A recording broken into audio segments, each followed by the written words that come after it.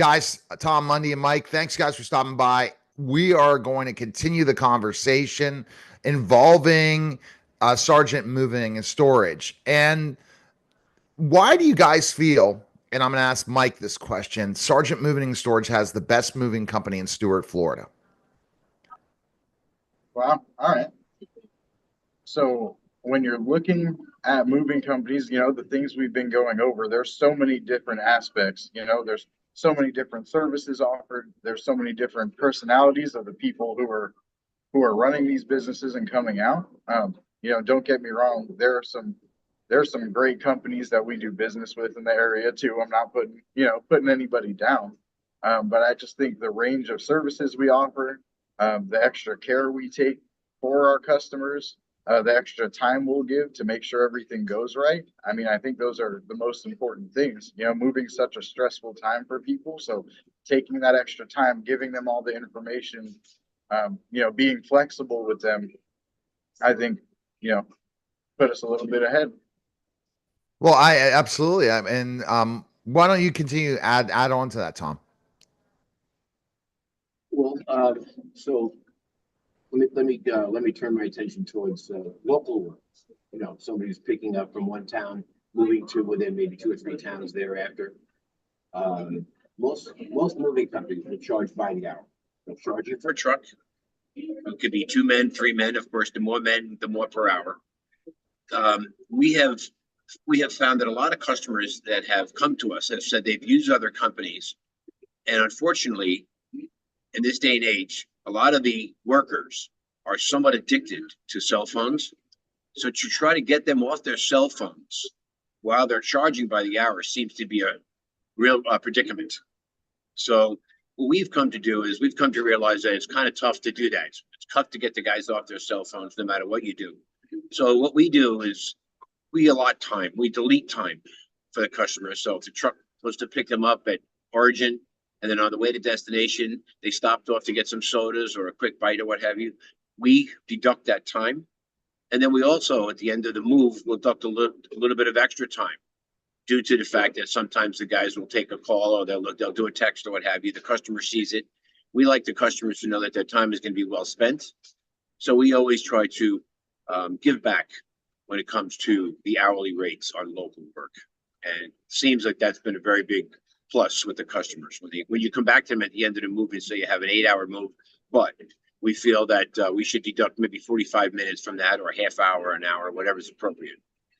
Yeah, absolutely. And it's something that you kind of look at this as a company, and what you try to provide is this just 100% beyond the call of duty service, Mike, right? Kind of explain that.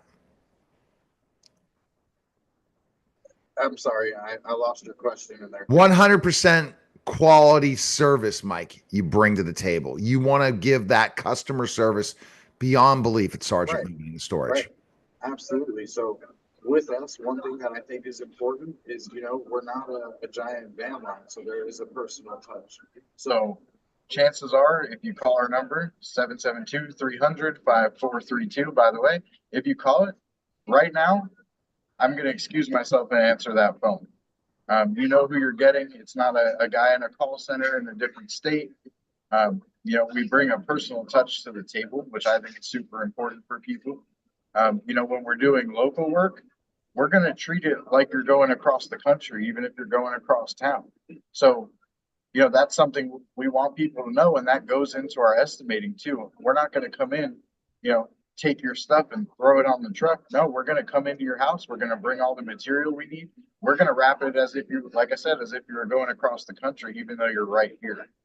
Just taking the extra time and, effort and coming with the materials to do it right, I think is, to some people, I've had customers tell me like, going a little overboard. And I'm like, this is what we do. We want to make sure your items are taken care of, you're comfortable, and everything goes the same way that I explained it was going to go when I sold you this job to begin with.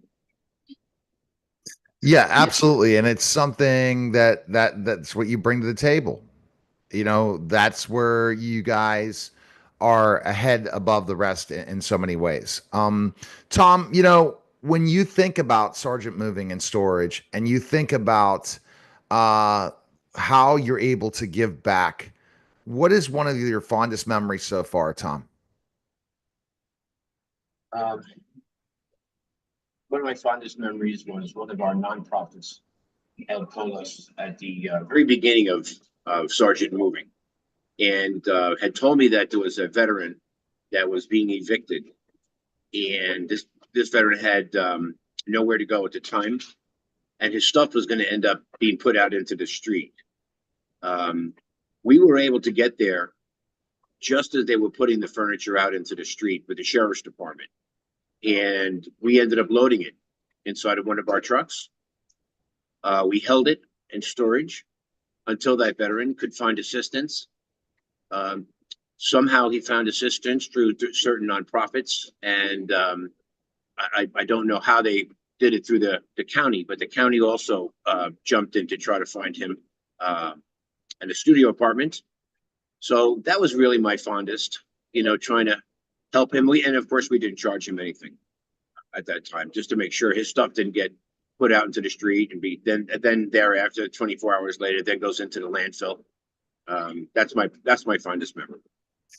Can you describe, and goes back to you, Mike, can you describe your residential moving process for homeowners now in Port St. Lucie and Jupiter versus Stewart, because you guys are in serving other areas too?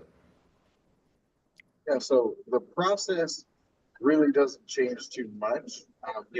They're both in the local area, so we're based out of Stewart. If we get a call for Port St. Lucie, I personally live in Port St. Lucie, so the only difference there would be if somebody needs if they need an estimate, I'm like, all right, are you available right now? If it's a last minute emergency kind of thing, it kind of spreads our reach out. The fact that I start and end my day in Port St. Lucie, but really it's the same process. If they're available for us to come out and do an in-home estimate, we'll come take a look. We'll go over, different service options. So one thing, we offer would be packing services, or if there's things about your move that need special attention. By us coming and seeing it in person, we can kind of assess all that from the beginning and avoid any surprises later. So, if you get a call, someone says, I have a upright piano. By us coming out, we can look at all the doors. We can figure out exactly what we need to do to move that piano and come prepared on move day. So I think just, again, that personal touch, being here in the area, being able to interact with the customers, get all the details about their move, see everything firsthand, I think is a huge part of the process. Are there specific discounts or moving assistance you offer veterans at Sergeant Moving and Storage, Tom? Yes. So there are, as Mike was saying, some very good companies in the area. Unfortunately, it's pretty much the percentages are that there are companies out there that are bad. What they do is they'll go in, they'll tell a veteran they're going to give them a discount. It could be 5 or 10%. Unfortunately, what we find they do is that they mark up their number to then mark their number down. Because we know our competitors are doing. So when people come to us and say that such and such moving company gave a 10% discount, well, by looking at their quote or their estimate, we know that they marked their number up to then bring that number down, but they really never did give them a discount. It was just a play. So we make sure to give them legitimate discounts. We will make sure that if we have, for instance, there are times we do moves where we have very wealthy clients and then we'll come in with all of our brand new boxes. We'll pack them up. What we do is we'll take those boxes, instead of throwing them out and getting the landfills a little bit more exaggerated. What we do is we'll clean them up, we fold them up, and then those kind of boxes we'll end up giving out to the customers, especially the veterans, if they have need. And we pride ourselves on making sure that we give them the extra care that they need. We'll give them mattress covers to protect their mattress, all their mattresses, to make sure they don't get soiled. We don't charge them for those mattress covers as we do for others. So we do have a lot of different things we try to do for the veterans. Okay. That's fantastic. Now, Mike, we were talking offline about how you are really detailed when it comes to a moving consultation. What questions do you ask clients during your initial moving consultation, Mike? Yeah, so a lot of them, a lot of them. So, of course, if I can't be there in person, if they're out of state, up north for the summer and are getting ready to move, something like that. So if we're just on the phone, I try to ask enough questions that I have a good picture without seeing it. So I want to know about stairs to the front door. I want to know about accessibility, where we can park the truck. I'll pull up the house on Google to make sure, there's not low hanging trees in the way. If there's any large, bulky items, we would call them, what those look like, approximate weights on those. If we're doing it, if the assessment's in person, of course, we want to ask about the delivery location, because if we don't and we get to the delivery location and we have to walk 200 feet with all your furniture to get to the door, or the apartment complex doesn't have an elevator, we need to know these things, because in the end, they're going to charge more on the back end. So those are all important questions, because again, I want my estimate to be as accurate as possible from the time we first go over it.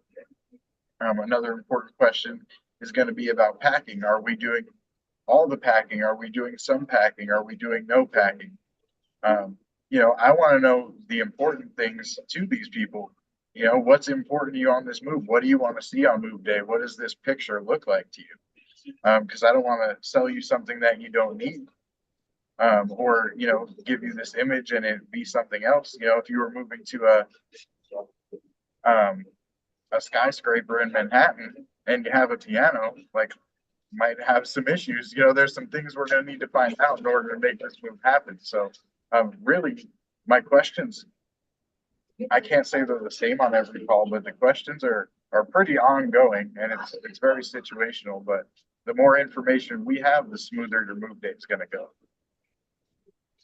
Okay, that's fantastic. And the way and Tom, you love that with Mike, how detailed and oriented he is and how he really looks out for the customer. I do. And he's had great experience in moving. He's had great experience in sales. So he does know how to ask all the proper and pertinent questions. He does know how, if let's say hypothetically a customer has a closing on one day and they have a closing on the following day for their new home. Mike, I've seen Mike work magic where he could, for instance, set up a job. If that was to occur, what we'll do is we'll go in the latter part of the afternoon on the day of pickup, because normally we'll have a job that day. So we'll go out, we'll do our listed job that day. We'll go out thereafter. We'll probably send 5 or 6 guys to go load that truck for that customer. And this way the truck could be delivered in the morning, but we don't have to charge them storage charges. So Mike's found ways to do things like this so that the customer doesn't end up having an excessive bill, because the truck has to, all their valuables and all their belongings has to sit on the truck overnight in our secure yard. So things like that he's done, and I take great gratitude to him for what he does for the clients. Mike, can you describe how you load your moving trucks to ensure maximum protection and efficient use of space? So all of that starts again with the customer having as much information and knowledge about the process as possible. So I know it's not your question, but it goes back to what we spoke about in recent weeks about how to properly pack the boxes, how to properly label the boxes. So that's the important first thing. Of course, every box is handled with care. Every piece is handled with care. But if you don't mark your box very fragile that has, your grandmother's china in it, if that box could end up on the bottom of a stack of boxes. Not that anything was done that would cause damage, but now it has all this weight on top. If you weren't properly packing that box and glass is touching glass, it's probably not going to go great. So I think for us to pack the truck properly, it starts with the customer being as educated as possible. Our guys go out. This is what they do. They're not, guys off Craigslist or or anything like that. So, we'll do a walkthrough as a team before we load a single piece, kind of come up with a plan of attack, how it's going to go. Our truck has a big peak that hangs over the cab. So, items that are not exactly stackable or odd size or oblong or whatever it may be, we'll start with those and we'll get them up there out of the way so it doesn't take away from space later. You know, the best way to put it, our guys are professional Tetris players. So all right. When would you recommend your climate controlled storage solutions as part of a moving process? That question goes to Tom. Well, we would recommend that for clients that have needs for that. So what I say is, there are clients that may have furniture that they don't want to spend extra money for climate controls. So they'll ask us to put it into their mini storage, and we'll be more than glad to do that for them. A lot of times we'll recommend to them that they should put it in our climate control.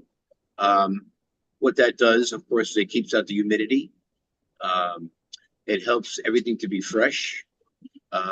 When stuff is plastic wrapped, it's very important that it's climate controlled so that it, upholstered furniture doesn't start sweating, as what we call it.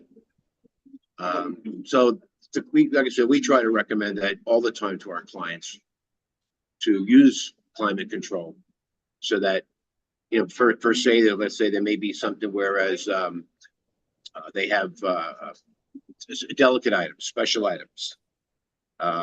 It could be a baby grand piano. It could be certain types of computer systems they may have packed away. So that is primarily what we always use, unless they require something else and they ask for something else. How quickly can clients typically expect to be fully moved in after your arrival, Mike? So that's, there's no way to answer that question because every move is different, we get some one bedroom apartment, ground floor, easy access moves, and that can get done in 2 or 3 hours. And then we have moves that are 2, 3, 4 trucks with full packing services, and that process, you're looking at days. So it's really dependent on the size of the move, the accessibility to the locations, what services the customer is interested in. You can take the same move. Let's say it's a 3-bedroom house. There's not too much furniture.